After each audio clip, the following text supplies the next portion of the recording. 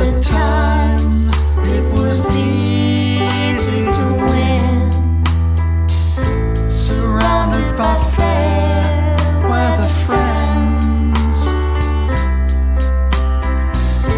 But when times get rough, will you still be there beside me, thick and thin?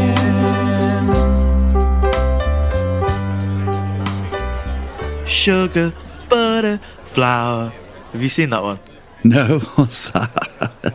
Sugar, butter, flour, sugar, butter, flour. I love my, na, na, na, na. I take the sugar and butter from the pantry. Have you not seen it? What are you talking about? So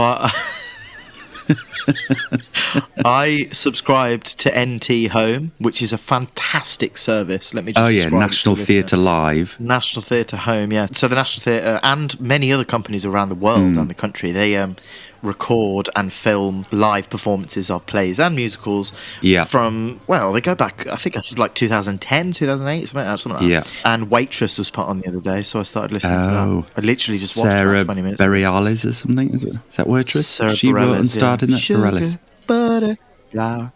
Yeah. Did you watch it when it was in town? Is that a song about her making a cake? If I'm honest, right, I'm not a massive musical theatre fan, as people will know about me. The only good musical, in my opinion, is Dear Evan Hansen, because I was in it. It's not good because I was in it. It's good because it was a good show. It was made substantially worse because I was in it. Yes, exactly. But Waitress was on in town before we started rehearsals, and a friend of ours was in it. I went to see it, and honestly, I loved it. I never saw it, and I've heard good things about it. But what I would say, based on those lyrics, I don't know the show, it sounds like that's a song about her making a cake. And I think for non-fans of musical theatre, that's the kind of thing that really repels people, is when someone who's making a cake bursts into song about butter, flour, margarine or whatever. Sugar, butter, flour. Look, I'm on that train. I was on that train. I was like, nah, this is going to be rubbish. And look, let's be honest, it's not Shakespearean. It's not going to break the mould. But so there are some moments in it. Sarah Bareilles is a great singer, and she's a great songwriter. Used to Be Mine is an absolutely heartwarming song. No, not heartwarming, heartbreaking song. Have you heard that one before? It warms it up and then it breaks it. Well, a little bit. Have you heard it? I haven't heard it, no, I don't think so. Do you want me to sing it for you? I'm all right for now. How was your weekend? It was good. I'm tired. I've been doing lots of scouting trips this weekend. Oh, yeah. Are you officially a scout now? I'm on the books, yeah. Well, no, I need to get my next qualification to be officially on the books, but I'm on board. I'm on the train. It was good. Fun. It was really good. Yeah. Any talent? Not really, just yet. Yesterday, I went to 2 games that were postponed, and then on the other side of Birmingham, which was really annoying. Yeah. And then I decided to watch a game locally around here, and it was awful. Absolutely awful. Going well, then. Anyway. But the day before Saturday, some really good players. I'm hoping, well, I need to finish off some reports and then send them off to the gaffer. So it's really exciting. And a couple of auditions last week. They were good. It was a good week. How was yours? Yeah. Any news from those? No, of course not. I won't hear anything from either of them, Rob, but it's just nice to be able to pretend that I'm a professional actor for 20 minutes, I suppose. Yeah. Deathly silence from mine as well. So, just on a sporting update, the Super League kicked off this weekend. And did you hear about this? That one of the opening games between Wigan and Lee ended 0-0 after 80 minutes. And they've introduced... 0-0? Yeah. Like the NFL, they've introduced this season a golden point. So no games can be drawn. So a drop goal was scored and it ended up being 1-0 full time in a rugby league game. But... yeah, that's class. But weirdly, and quite, I guess you'd hope this was the case, but it was a really compelling game. Like defences on top, really intriguing, and incredible pace. So yeah, that was a really unique start to the weekend. That's mad. And then, in classic rugby league form, the Super League managed to undermine itself by a game being played 78-0, St Helens to Salford, and Salford are struggling. They're going into financial measures. So the guy fielded a load of academy players. And then now, as a consequence of that, St Helens thrashed them, which calls into question the whole integrity of the competition now, because St Helens are going to have a disproportionate points difference if things do come tight at the end of the year. But anyway, classic rugby league self-sabotage. That's not good. No. Well, I suppose that, but they've covered both sides of the spectrum of scoring, Yeah. so that's a nice thing, isn't it? Jesus Christ, 1-0 though. That kind of happened a lot. No, it's never, ever happened in the history of Super League. So that is interesting. And It is, Rob.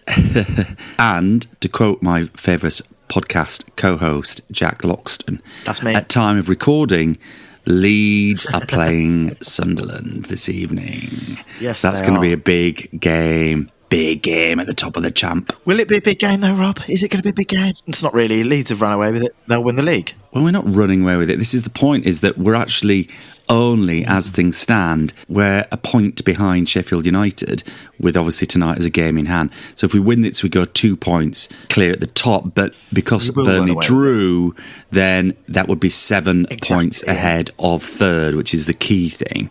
But if we lose tonight, then suddenly Sunderland close up to Burnley. It's getting all tight again, and it's reminiscent of last year. Oh, it's a big game. It's a big game. I'm just quite upset about the Championship at the moment because West Brom are shit. Well, yeah, you seem to be you're on a little bad run at the minute, aren't you? Lost one, lost. Spluttering, we are. We're spluttering. Yeah, and Coventry, or rather, as everyone needs to call them now, Frank Lampard's Coventry, are closing. Frank Lampard's Coventry. Ugh, so annoying. Yeah, it is. Closing in, as are many teams now. It's actually really tight for that 6th spot. In fact, you can go down to 13th place and 44 points. So, yeah, typically tight in the Championship. Typically tight in the Championship. Yeah, we don't like it. I don't like it. I'd rather be 4th and that'll be done with it. But we'll see what happens. But, all is not lost. There's still plenty of games left. But the football's been crap. I went to the Hawthorns last Wednesday for the Blackburn game. We lost 2-0. It was horrendous football. Awful football. As opposed to watching Hales Owen Town in the lower league, Yes! who is often, irrespective of the quality of football, a better day out, Jack, which cues us up nicely, doesn't it? Thank God someone's cued us up. Good segue. Yeah, we were talking for ages. To our little trip down the lower leagues. Lower leagues, yes. So Halesowen Town, obviously, they're becoming my first love, Rob. They are becoming my first love. Me and a few of the boys, we decided to sponsor a football match, which is available there. And it was cancelled because of a storm a few months ago.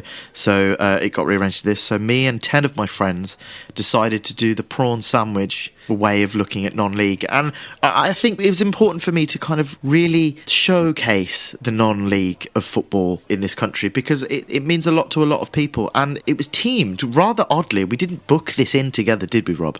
Rob decided to go to a League 2 match between Wimbledon and Bradford City. AFC Wimbledon versus Bradford City, yeah. And so we went off on our merry way to spend some time not only down in the lower leagues, but hanging out with our mates, all of which are much more long-term sufferers of the lower league roller coaster that is being a fan of a team down there.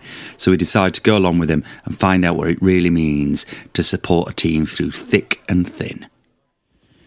Well, I'm almost ready to leave the house and head down to the new plough lane to watch AFC Wimbledon host Bradford City in the League 2 clash.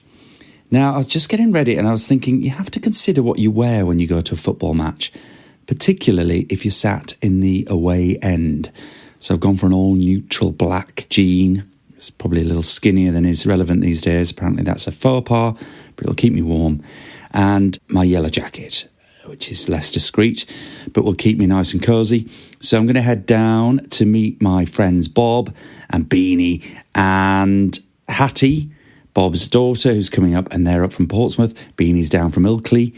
And we're going to go at the football, big Bradford City fans. So I'm really looking forward to hearing their take on what it means to be a League 2 football team supporter, to follow Bradford City through thick and thin. I want to find out about how they compare the glory days of those couple of seasons in the Premiership to the majority of their supporting life in the lower leagues. Jack's on his way to Halesowen to be in a box with the hoi polloi. Might be overstating it for Halesoing. But have a great day, Jack. So you join me here today at Halesoing Town Football Club. I feel a little bit, what's the word, privileged? I guess it is, because me and 10 of my friends are sponsoring a match today here, and it's currently 1:25. We've got a 3-course meal coming, padded seats and all that kind of stuff. We're doing proper community non-league football, but in a sense of just a bit of the prawn sandwich about it, really. It's great. Halesoing Town is a fantastic place to be. It's a great club run by fantastic people, proper community-based football club. I'm looking at the ground currently at the James Grove Lounge, which is where we're having a quick beer before we go in for our 3-course meal, which is pate, sausage and mash and brownies, which is perfect. And it's in the middle of a normal suburban estate. The stewards are out quickly making sure the ground looks okay. Me and Rob need to do a game here, I think, because it's great fun. I will be getting more and more inebriated throughout the day, so these will become less and less coherent, I suppose, these little notes from me. But yeah, it's all about supporting local teams, and it's you ping in, it's £50 for your 3-course meal and for the day, and it all goes into the club, and they look after the club so well here. It's a non-league club on the rise, which is great. So hopefully I can give you some updates throughout the day. Teams are just about to come out and warm up, I believe. I can see a nest of footballs looking over the Harry Rudge stand, which is our only seated stand here. So I hope Rob is having a good time at Wimbledon, and Bradford. See, it's just people who know each other. It's great. I'm looking at 2 blokes who, good mates and right from around the corner from each other. It's brilliant. Bless them. But yeah, hopefully get a couple of interviews from our mates. Up the Elts. See you in a bit. Ooh, how about that? Nice little 11-minute line bike ride down the hill. Picked up a Greggs sausage roll and off in hunt of a pub. I'm under strict instructions to find one that serves 0% Guinness, as Beanie is on a alcohol-free stint. Very good. Please refer to previous episodes for discussions around Guinness and 0% variations thereof. So in hunt of the pub, I went to the Corner Pin, which is just the nearest pub to the ground, and was refused at the door, saying I needed a home ticket. It's a home fan-only pub, which makes sense, I guess, but it's so funny. I was walking up to it thinking, well, this looks nice and quiet, this looks cute, and I was thinking, I really should challenge my prejudice about segregation at football matches. But no, the rather gruff doorman told me to show a home ticket. Alas, so plan B. Right, just approaching the Garden Shed pub in Wimbledon, little 10-minute walk from the ground. Sign saying 50% off food if you have a match day ticket. That's got to bode well. How do I get in this place? Hello. Hi. Yeah, how you doing? Yeah, good. Thanks. How you doing? Good, yeah. Yeah, here we are, guys. I'll get a Guinness, please, if there is one. Yeah, thanks a lot. Here we are. City all the way. Tom, good to see you. How old are you, Tom? 11. How old are you these days? 12, all right. Oh, nice. When did you get here? So here we are, heading into the ground. Just had a lovely steak and ale pie. 50% off for ticket holders, including away fans. Lovely pub, sausage roll starter and a steak and ale pie. Just eating light for the day, but it's going to be good. A little pint of Guinness. We're about to join the away fan queue. Crowd's going, oh, there we go. Everywhere we go, it's a proper boy, making all the noise everywhere we go. So what's the prediction for the day? 0-0. It's nailed on. It's nailed on 0-0. Because That, in fairness, that is my possibility with my your track curse. record is- Yes. Just coming in for the body search. Tom's looking dodgy, so needs to be searched. Thank you. Oh, good. We got away with it, Tom. Great. Thanks for sorting these out. Little ticket. Look at that. Was this the away fan allocation? Is there high demand for these? Sold 1,300. 1,300? That's pretty good, isn't London it? trip is pretty decent. Yeah. I wonder how many Wimbledon get a week. Generally about 8. I reckon Oh, really? close to 10 So it could be 10,000. That's great. Yeah, it's quite decent for... And we're in through the turnstiles. Right, first job, let's head to the bar. Just to keep up with tradition, better update the listeners on the alcoholic beverage prices around the grounds around the world. We're looking at a pint of Stella $6.25. I think that's pretty good, isn't it? Pine at football ground? Very acceptable. So Bob, tell us, how are you feeling about being a Bradford City fan these days? Now as a 48-year-old man with children living in Portsmouth. Like a very part-time Bradford fan, where I came for such a brief period when I was 18 with Beanie very regularly. And I'm now waiting for a pale ale. For ages. Yeah. Yeah, I love it, but I feel very out of my depth, I think. Do you? Yeah. Do you know any of the chants? I probably would remember some from umpteen years ago, but I don't know if I'd have the confidence to join in. What about Hattie's involvement then? How's she sort of finding it? Hattie's Bob's It's really 11-year-old funny. daughter. She loves it for the visceral buzz of the atmosphere, you know. Yeah. And she really likes being in the company of people like you and Beanie, old mates of mine. I think she'd like enjoy seeing, oh, like Dad with his mates. This is fun to watch. Yeah. But then she'll ask me questions like, so how many people are there on a football team? It's really funny, yeah, she's got no idea really what she's watching half the time, so that's quite a funny aspect to it. But yeah, it's a good day out, father-daughter day out. Here come the teams. We're in. So yeah, beautiful little ground. It's all been built really when they collapsed the old ground, and they've built like flats around it. So you've got like 3 or 4 stories of flats that overlook the main stand directly onto the pitch.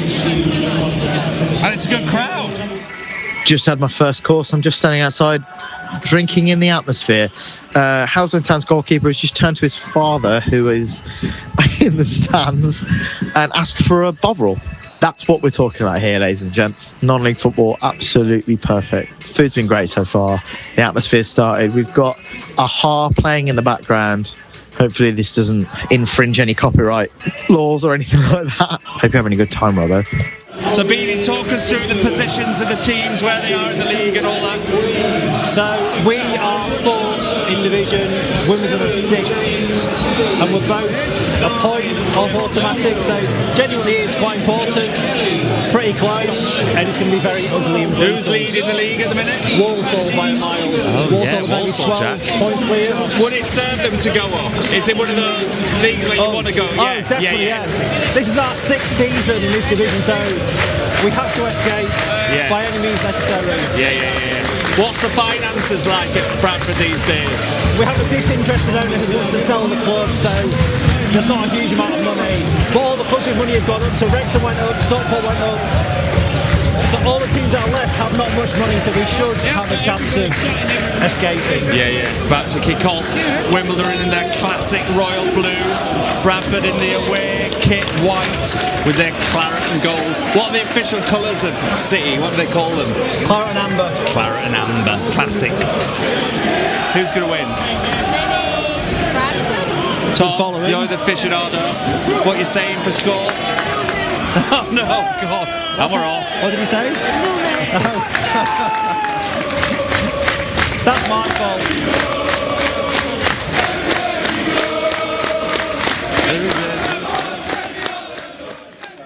Right, so we are here. We are currently, what's the score, Steve? 4-0. 4-0. Houseland Town 4. Oh, maybe 5. Go on. Come on. Oh, great pass. Go on, finish. Oh, what a save. Finish. Oh. So it's Houseland Town 4, Bishop Stortford 0. We've had technically 4 courses. We had pate to start, bangers and mash, which was very nice actually. And then brownies, which was very good with some ice cream. And then we had a cheese board, which was really good. Stephen was technically here for his stag do. That was handball. Yeah, he's give it. It's been a very, very, very good game of football. But Steve, I wanted to ask you, me and you, we went to school together. Yeah. And we started going to Houseland Town when we were, what, 13, 14? Yeah. What do you like about non-league football? Because you're an Aston Villa fan, even though I hate you about it. I know it's a tough question. But like, community. Exactly. Plus, like, let's forget the fact that we were young enough to drink here. Yes, underage. No, we can't say that. No, We were of age, but it was totally allowed. But like, being able to stand here in the stands with, I mean, you can hear the crowd in the background. That's what it's all about, isn't it? Exactly. Great times, great memories. Yeah. Great people. And like, we got to great football. There you go, exactly. And we used to travel like the country, didn't we? Yes. Kingsley in away, 3.5 hours on a minibus. Oh, nearly over the bar. With your best buddies. drinking of age Of age. with the Mackies. With the Mackies, Wonderful time. Yeah. Do you remember we used to get the coach? They used to pick us up from. No, we used to get the Yelts Youth 241, Yes. which was the 241 bus from the Stag and Three Horseshoes. Get it down to the ground. We'd have a quick beer in the Yelts bar, and then we'd get the coach. And sometimes do you remember when we went to Tiverton away, and it was called off because of the frost? Yeah. And then we had to drive all the way back because the game wasn't on. But like, well, you're an Aston Villa fan. I'm a West Bromwich Albion fan. The best thing about this is the noise in the background. It's cheap. You're with your mates, like you've said, and like the football's fine, isn't it? It's more than fine. Yeah, exactly. It's significantly better than any of us could play. Yeah, exactly. Even though when we were kids, we'd sit here and be like, yeah, we could do that when we clearly couldn't. But we have, me and Steve and a couple of our mates, we have signed up for the charity game that's playing here. Do you want to tell the listeners about that? Well, maybe if we actually if we get picked, If we get picked, then we'll talk about it. If not, then we're going to swiftly move on. Yeah, exactly. But basically, so they play a charity game here. It's £50 in at the end of the season. The pitch for a non-league pitch is a carpet in it. Yeah, it's a really good pitch. It's a big pitch though, so for us lazy so-and-so, there's a lot of running to be done. Very much so, very hard work. So we've signed up for that. So hopefully, maybe if me or Steve play for it, maybe Rob can come down and we can do a bit of commentary from that game. But yes, 4-0 here, hopefully more. Back to you in the studio. Back to you in the studio. Sabini, when did you start supporting? What was the origin of supporting City? So my dad took me when I was 5 or 6. I think primarily to get me, to give my mum a break. So we go to watch Bradford City, started in about 82, so 3 years before the Bradford fire, so going playing a properly of course, I so remember that. old, tired, wooden football stadium. But I loved it, it was really good. And my parents then divorced, so for me actually it was me and my dad time together every Saturday by parade. I do quite often now question all those hours every Saturday for 40 years. Was it the best use of my limited time on planet Earth? But you really saw then the rise through up to the Premier League, didn't you? Yeah, those years. So, that was your first part of your journey, I suppose. Well, my first 15 years, in the late 80s, we got really close to to what was then the first division, now the Premier League. We got to the playoffs in 88, didn't make it, and then made it in 99. So I was really lucky actually. And even though we are essentially a very rubbish football team, every 10 years we do a thing. So we beat Chelsea 10 years ago in the FA Cup. We reached the League Cup final 12 years ago. So the day we played the League Cup final, we were 11th in League Two. I.e. 7 places lower than this team is now. So it's amazing. So even though we are objectively terrible, we do some things which sort of make you stick around. So I feel bad for Tom.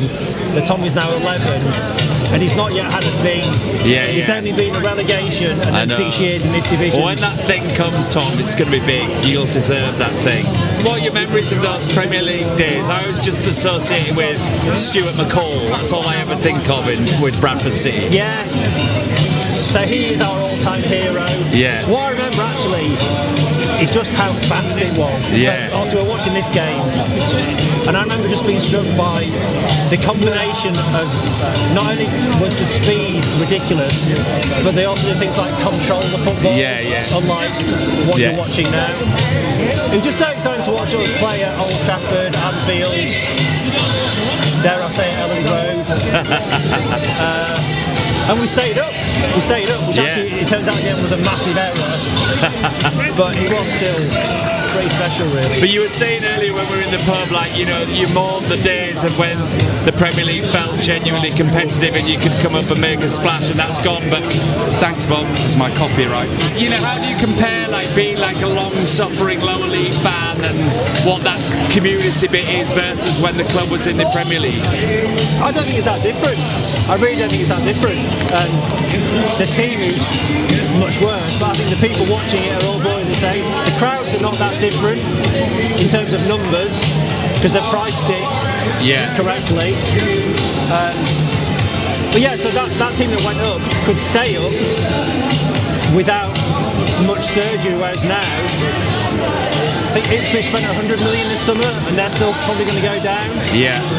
So it is, Leeds will probably go up and spend a lot of money, and it'll be tough for them. So I feel lucky that we got to the Premier League when we did, actually, because it was still, I think it was more interesting then. I feel disengaged now. But what about, I saw you chatting to certain Bradford City fans outside that you'd want. Do you sit near them at home? And yeah, so some of them sit near me. But I guess it's just 40 years of going. You you get to know people, you see the same faces. It's quite comedic when you get here at 10 to 3 and they've been in the pub since 9:30 this morning, so you have some quite entertaining conversations. But I like that. I think that's the fun. As the teams start coming back out.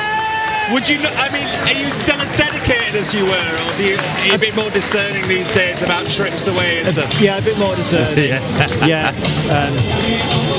I still, these to me, it's all the really fun days. Well, until the game begins, generally. But yes, I'm a bit more discerning. Yeah. It feels too selfish with 2 children and a wife to disappear. Yeah. And do you feel guilty for passing on the burden to Tom? Yeah. Yeah. What a father, terrible father. I know, I'm a terrible father. I do feel. Yeah. Well, it's half time, teams are back out. It was a sort of scrappy first half.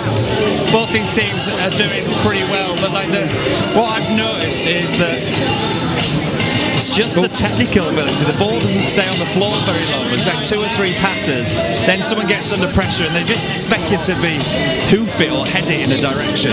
And that's what you notice. The ball seems to spend a lot of time in the air, but maybe they'll settle down, and the fitness that Beanie talked about might tell in the second half. So kick off second half, let's see what can happen. Come on, City. Come on, City. Come on, City. That's the absolute bellow of one of my best mates, Matt Jarrett, here at the ground. What was that, Matt? Foul to Halzone, given the other way. Yeah. Should have been a yellow for a dive, the ref was thinking properly, but he wasn't. He wasn't. So, Max, we've got Ant coming in now. We're trying to pick one of that. So, Max, what's Halzone Town mean to you, the non-league aspect? Because Max, again, is another Aston Villa fan. I've done Steve. So what do you think? What do you love about Halzone Town, the community of it? Forget the community of it. What I do love about Halzone Town is it's the football team that is the most local. It's where I live or where I grew up. Yeah. And to have something that achieves to a good level, as it were, it's really nice. So I came down here at 13, 14 years old. I was going to say, how old were we when we started coming down? I think that was about, I think it was like year 9. Yeah. We were competing in the league below this. Yes. Battling for promotion, previously being 2 leagues above. Yeah. And getting back where we belong, and we were in a quite competitive league. So the standard is decent, isn't it? Yeah, we got promoted. We went into the Southern League, and it was every away day. It was like 2 hours down the M5, and it was just the best time of my life. And we would, like, growing up as kids, it was like formative years, wasn't it, for us? We go down, we'd have a few beers, and we watch the games. It was an all-dayer. There'd be 500 people down here at most, and it was just it was culture success. Exactly, you're right. And actually, Max, you'd be a good point to talk about. Do you remember when we were the working parties here? We did. So I don't know how old we were. We must have been at least 14, 15, something like that. So we did a few summers. The first summer was spent. We did the railings around the stadium and that. So just the hell that is up there. Yeah, down there. We're looking at one of the portrait cameras in the ground. Just to fill the listeners in, we used to be. They needed volunteers to come down. Well, there was more to it than that. Yeah, there was. If you help us out, you can have a free ticket for the whole of the season. Yeah, exactly. Literally, that's what it was. So they used to ask some of the fans or some of the kids to come down and like clean the ground and all that kind of stuff. It also adds to the community. I feel like it was like Saturday 9 till 12. Yeah, you're right. Come down here, do something. Yeah. We painted the fences, cleared areas. Yeah. It was more hands to the pump. And we got a few food tickets, didn't we? And we had a laugh doing it. And it was we fun. did. And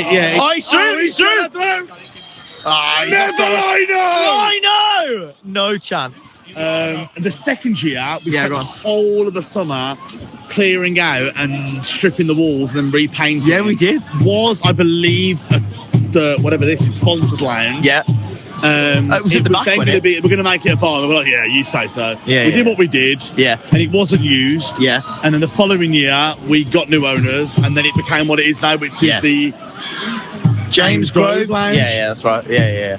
But what's it's good about about it is 4 that it's times like- the size of what it was. But for me, like I'm an Albion fan, you're a Villa fan. Like we support big enough teams. Fair enough, the Villa are bigger than Albion at the moment, which is fair enough. Yeah, we understand that. But like coming down here, The Villa bigger than the Albion. yeah, all right, calm down. We've been having an argument now because I think But Ollie also, Watkins is going. and to make it quite clear, on. when I started coming down here, Yeah. I was a Villa season ticket holder consistently. Yeah. So Halzone was the second choice. Yeah. But it was always, we had a lot more midweeks at Halzone. Yeah. Weather Yeah, great would show. always ruin Yeah. the winter months. So there was always midweeks. So I would always be Villa first at Yeah. home anyway. Yeah, fair. And any Saturday that wasn't, because I went away as well, you'd always Halzone. Yeah.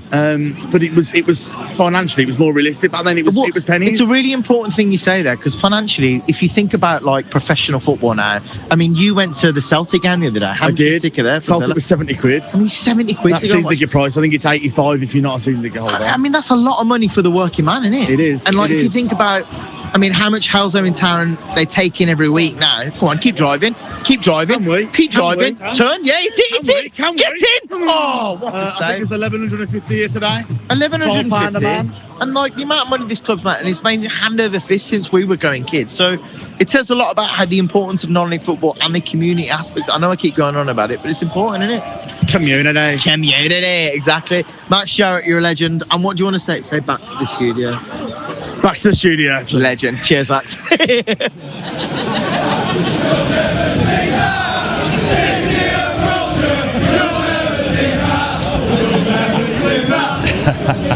Not many clubs to have a City of Culture chant, but Bradford City do. I guess Hull City could claim the same. I think Coventry's been a City of Culture historically as well. Full time here. Halzone Town 4, Bishop Stortford 0. I'm here with a good friend of mine, Thomas Johnson, who is related to two Halzone Town legends. Yeah, that's correct. Yeah, it's great to be down here. Yeah, good lad. But it's been good here, though, isn't it? I mean, 4-course meal essentially and a few beers here. It's been brilliant, isn't it? Oh, mate, it's banging. So Absolutely banging. What does Halzone Town mean to you? I mean, you've got family ties here. Oh, everything. It's absolutely brilliant down here. Brilliant atmosphere. Brilliant fan base. Yeah. I think biggest in the league, I think. Yeah. Love it. Do you reckon we'll go up? Absolutely. Yeah, class. But like, you must have come here since you were a kid with the Joinson twins. The Joinson twins, just for listeners, they played for Halzone Town at Wembley Stadium in the FA Vars Trophy, exactly. So you must have been coming here since you were a kid. Yeah. Since I was young. So what was your earliest memory coming to the Grove? I think watching them play. I think I was a bit too young then, but watching them playing like charity games. Yeah, class. Yeah, after they retired. But, You know, I played with them. yeah. Yeah, I played with him here. I pinged the ball. I can't remember which twin it was, but I pinged it to his feet and he went, "Jack, great ball." And for me, that's the best compliment I'll ever have on a football pitch. But they were great players, though, weren't they? Yeah, absolutely. Yeah, 100%. I think there's a pint of them over there anyway. There is? I think in the shed end. Yeah, so, there is. Yeah. Halzone legend. So I'm speaking here with a Halzone. Well, you're part of the lineage, really, aren't you? No, I wouldn't say that. Absolutely not. But it's I'll great go the coming down opposite. here. You love it, though, don't you? Yeah. Absolutely brilliant day out. So we've got one more beer left, so we're going to have that. Join you, a legend. 4-0 here at the Grove. Love it. Rob, back to you. Actually, no, it's for you to say. Say back to you in the studio. Back to you in the studio. Cheers, Joino. All the best. Oh, I've just got an alert on the phone. Leeds are 3-0 up to Cardiff. I'm here because Bobby Diggles, who I've mentioned before on the podcast, and is a very loyal listener. Thanks, Bob. And indeed, our best critique. Often get good critiques from Bob, who has worked in radio for a long time, so he's a bit of an expert on these things. And we are amazing friends who've lived together at university, and I was best man at Bob's wedding. But we shared a car when we lived together at university. I was just thinking as we're here, because you used to take the car, which was like an old Ford Escort, wasn't it? Yeah. Up to sometimes watch Bradford City games, didn't you? Like with Beanie and stuff. There was one time where I drove it from Birmingham up to Bradford. I think watched a match, drove Beanie home to his university in Newcastle. And I think City had won, and so we were sort of celebrating, but I wasn't drinking, so I think I might have done that drive in the middle of the night. Yeah.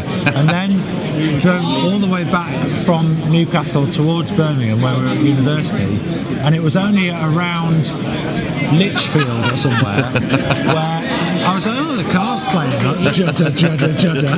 This is odd. I wonder what's going wrong with it. And then Bradford attacking down the left-hand side. Cross in. Who's there? Oh, Wimbledon defenders. That too. I think thankfully we had some kind of AA cover, and the guy came out and said, when did you last put fuel in it? And I was like, Yes, I mean, that's really 101 driving skills, isn't it? me and that car didn't have a brilliant You did have a great relationship, did you know? I think, you know, that was in your sort of very kind of ambitious, kind of impulsive days where you would just set off and do things, sometimes not without full planning or thinking through. But it emerged later, which is absolutely not your fault, apart from our lack of scrutiny when we purchased the car, but it was an actual cut and shut, wasn't it? Like one of those old things where people like basically weld two halves of a car together because one half has had an accident and they go to the scrapyard, find the other bit and weld it together. Profoundly dangerous and unsafe and uninsurable should they have found that out. Shoot the lead scum. Not specifically aimed at me, I don't think. Do you know anything about Cherry Red Records? Is that just a record store or is it a record brand? Or oh, another ball in from the left, but cleared. Oh, and Wimbledon now on the break down the left as well. It's a record label, British record label, and their biggest signings were Kim Wilde and Howard Jones in the 80s. So we were probably standing in a stadium, part funded by Kids in America. Pop quiz question, she might have mentioned it. What did Kim Wilde go into after singing? Gardening. Yeah. So I guess we can assume that the founder of Cherry Red Records must be a long-time AFC Wimbledon fan, and this is a bit of a pet project. Yeah. During half-time, the announcer announced the Cherry Red Records half-time track, which was from a new 3-CD multi-pack coming out, so we all got treated to some band's new single. Oh, that's great though. That's a nice little unique twist for them. Yeah. So we're back here now in the sponsors lounge. We've got, what have we actually got, Anthony? Another one of my best friends here, Anthony, is here with me, who has been a Hales Owen Town fan and part of the club actually, which we'll discuss in a second. Way longer than I have. 32 years, there you go, here he comes. So we're all around the table. We've got our last beers of the day. A couple of Peronis we've gone for. So we picked man of the match, which was Kieran Donnelly. correct. He scored a couple of goals for us today. He was an absolutely brilliant player, to be fair. He played very well, as we spoke with Steve. But here with Anthony, bold question coming straight out. Go for it. What does this club mean to you? What does Hales Owen Town Football Club mean to you? I'll sum it up with one word. Yep. Family. I could go on with so many superlatives about it, but yeah, of course. Ultimately it comes down to family. Whether it's my own family, whether it's the family of the football club, whether it's the friends that come down. Yeah. The whole ethos of this football club is community and ultimately family, and that's what it will always come down And to. where do you think that comes from? What do you think the foundations of that level of family come from? Because again, I've spoken to the other lads I've spoken to tonight. We've had Aston Villa fans, but I'm talking to a fellow West Bromwich Albion fan, so we know what the Albion means to us. But what's that extra special thing that non-league and Hales Owen Town specifically means to you? I think the ability to come somewhere with all of the local people that you essentially live in the same area with. Yeah. They bring their family round, you become friends with them. So when I started as a 5-year-old kid, my dad brought me down in 1993, I think, for the first game. And then all of the other dads would have done the same. And then I was friends with a few of the kids, and then we grew up through together. And then obviously you guys started coming with my brother. Yeah. 5 years younger than me, and then you just kind of build it from there. But football clubs at this level, they tend to be very transparent. So the owners, the board members, the directors, the coaches, the footballers, the managers, whoever they are, they will include you in everything. Absolutely everything. You feel part of this club. It's intimate, isn't it? Oh, completely intimate. It's something you can't get with professional football. And as you say, we're both West Bromwich Albion fans. We've both been going down there for years and years Since and years. kids, But it's not the same. No. It's, for me, I think I heard, I don't know if it was Max saying earlier, that it would always be his second team when he was younger. For me, it's always been my first team. It's where I live. Even though I was born in Birmingham, Halsey Town for me means everything, and it's just having that transparency and being involved and having that intimacy. Being a part of it. Being a part of it makes you even more of a fan, if anything. And when you get results and you get promotions and you celebrate together, you all feel equal. It means more as well. Oh, it means so much more. You feel so like true. You feel equal. It doesn't matter. Win, lose or draw. It's just such a beautiful thing, and I think I might be speaking out of turn. You think about what the rep in Birmingham has done for actors, directors, etc. You could argue that that's the non-league football, of the theatrical world, and then those go on to the West End or they go to television. It's such an important point actually, because if you think about the grassroots level of any industry, Halesome Town is the perfect example of it in the footballing world. The Birmingham rep, amateur, maybe a little bit lower and stuff like that. It's the same sort of thing in terms of the theatrical world. Because it's that intimacy though, isn't it? Ultimately, it doesn't matter what world you're from. You need that foundational level. You need to understand what it really, truly means to be there. And then from there, you kick on and grow. And I think you need your Halsey Towns of the world to supplement the Aston Villas and the West Bromwich Albions and the Leeds Uniteds of the world. It's so important. Anthony, perfect. Well, we'll cheers to that, mate. Cheers, buddy. Cheers, buddy. Up the else. Lots of love. West has a look at his watch and that's it. It's over. 1-0. Oh, I'm sorry, Bradford. I feel like I brought it on you. The poor performance. Final thoughts, Beanie? It's just really bad, isn't it? It was a poor quality game today, wasn't it? I hope that's not typical for your sakes. It's not always that abject. Yeah. It was really poor, wasn't it? Yeah. The game could have gone on until maybe the middle of the week or so. No more things would have happened. It felt a bit like that. And Tom, I know you haven't been very well, but what's your verdict? Pretty terrible. I didn't seem to make any chances. Yeah. They had a little spell in the start of the second half where they came out with a bit of energy, had that moment at the start, and then maybe 20 minutes in there was a little energised spell, but beyond that, it just never looked like they were going to score, did they? Yeah, it didn't ever. Oh, it's a long journey home, isn't it, guys? We've had a nice take your weekend 4 trains back. Well, yeah, at least the game isn't the main part of the day. It's about friendship and connection, isn't it? You have a shot on goal? Not today, I don't think, no. See ya. Oh, dear. We can't say football was the winner, can we, really? No, we can't say that. How was it for you as a neutral thing? It was an enjoyable day out for the friendship point of view. I think the sport itself was a little lacking, but alas. But I hope you had a great time, Jack. Look forward to hearing your tales. And you have to say it again. Back to the studio. Back to the studio. Cheers, gents. Great. So, yes, football wasn't the winner, but we were. We were. Well, I was. We were brilliant. Well, you literally, you actually won. Bradford City, sadly. Yeah, didn't, we were brilliant. It was great listening to AU with your mates and picking up some great themes. And vice versa, yeah. Yeah, and I thought it was really, really interesting, that point that Anthony made about how important the pyramid is, the base of the pyramid, to get teams, and he made that link to Birmingham Rep about supporting artists to go up. And I think that's one of the big things that's really changing so much in soccer particularly, and I would say in rugby league and other sports, where people are forgetting that foundation Why do you keep calling is it soccer? Oh, I don't know, sorry.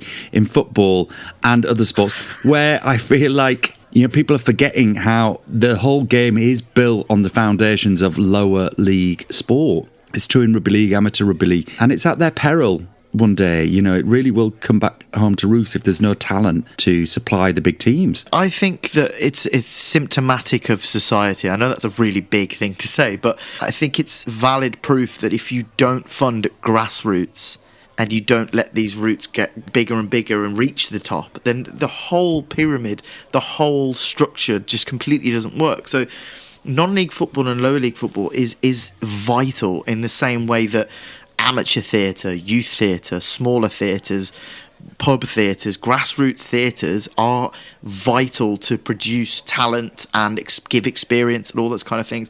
In terms of like a professional standpoint, it's so important. Trickle-down economics does not work. If you fund the top, it does not reach the bottom. It's not how it works. So this pyramid is built on proper how it should be done. And, I don't want to get too political, which I already have done.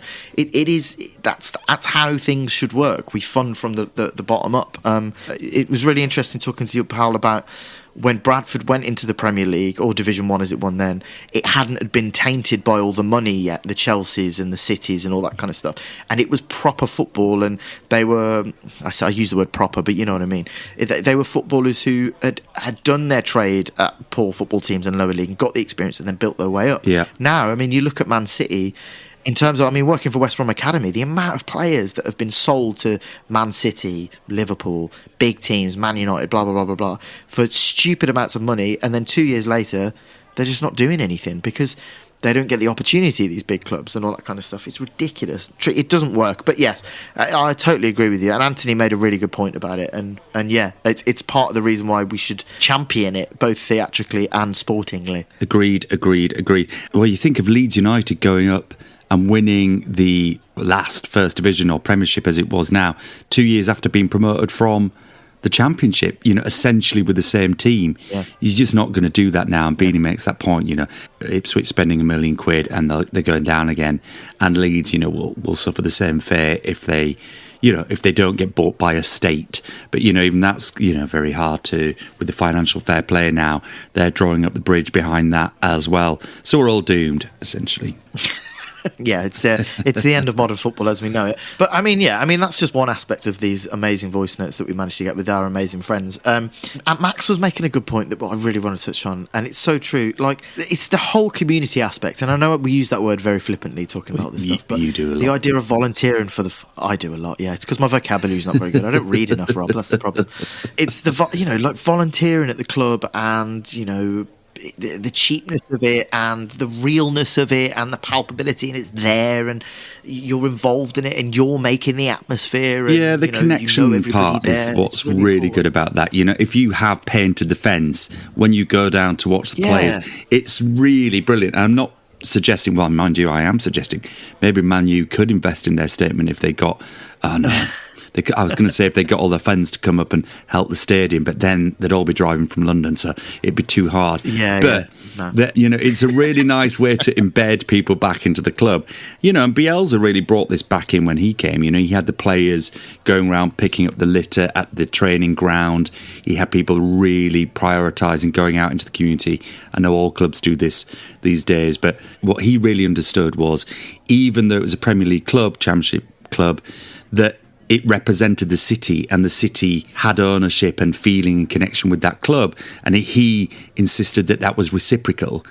And you don't feel that increasingly a lot, I think, with a lot of clubs, particularly when they get big, is that reciprocity around interdependency of success and fan base disappears a little bit. And Man City and Chelsea, these all started as, small clubs around a field at some point and grew over time. So it's very easy to forget that origin story, if you like. I went to Man City's old ground, and it was a proper, a 2-up, 2-down football stadium, for want of a better expression, a proper football ground. And gone are those days. And it's happened so quickly. That's been the worrying thing about it. That if Leeds got bought by a multi-billionaire oil baron from Texas or whatever, that they can be up there. And it's sad. It really is sad. So that's why I think we've spoken so highly about it, and you can hear from the people we've spoken to and been to these games, these diehard fans, as we are included. I am a Hales Owen Town fan. How important it is. I love it. Hales Owen are playing Stourbridge this weekend, and I cannot wait to go. It's going to be brilliant. Ooh, But I big mean, local yeah, derby. Lovely. that's big local derby. It's the consistency of it as well, Rob, as well. The consistency of the people, the atmosphere, being part of the community, all of the same buzzwords that we'll use over and over again.